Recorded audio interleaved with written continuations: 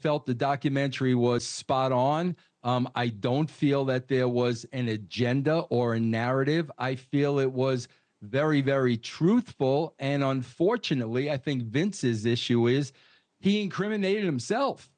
And, you've said this a couple of times on the show, Ashleigh, if he would have never made the comments he made, if this lawsuit had gone down, but he made these comments before the lawsuit.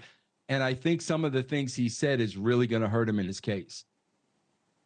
And so many people are so curious about, again, the WWE line between, the blurred line between real and fake. How similar is Vince McMahon to the person who is described in that lawsuit? And I understand that you've not been in his bedroom or any of the other places he might, do those kinds of things. But there's got to be some, knowledge that you have of the person without the cameras on.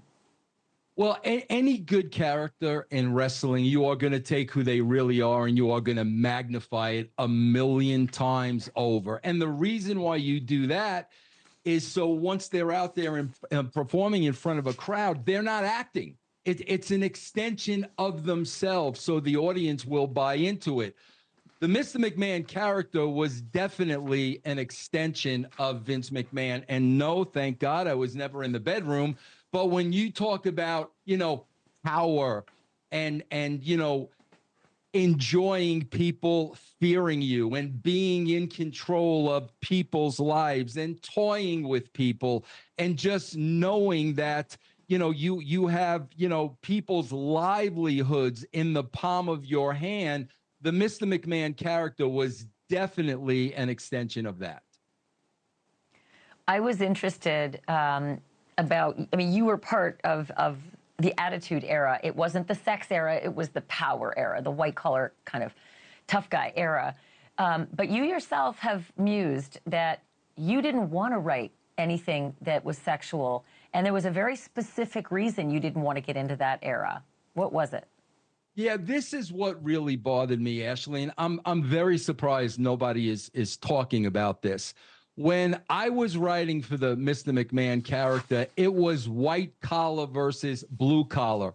That was the story. It was Mr. McMahon and Stone Cold Steve Austin. And, Stone Cold Steve Austin was saying and doing everything to his boss that every blue-collar worker wanted to do and say to their boss. That's why the Attitude Era was so popular.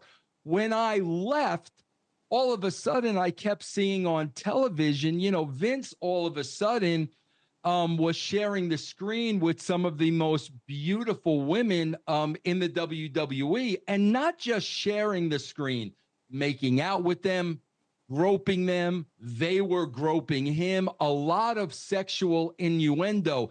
And I have to tell you, me as a writer, I would have never, ever wrote that character in that situation because, and it's even mentioned by Trish Stratus in the documentary, the woman would have been put in a position where they couldn't say no.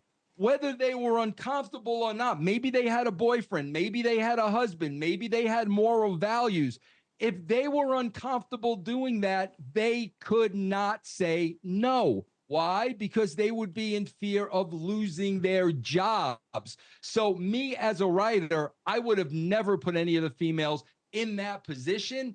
But once I left, that seemed to be the road that Vince went down. Now, I do have to say this, Ashleigh. I don't know if they were Vince's ideas or writers' ideas. I don't know who came up with those ideas, but you put those women in a position where they could not say no. Vince, fascinating interview. I really appreciate this, and I hope you'll come back because, as Ann Callis just said, she thinks something's going to happen fairly soon with the DOJ investigation. Appreciate this. Thanks for watching. Go to joinnn.com to find NewsNation on your screen. And don't forget to click the red subscribe button below to get more of NewsNation's fact-driven, unbiased coverage.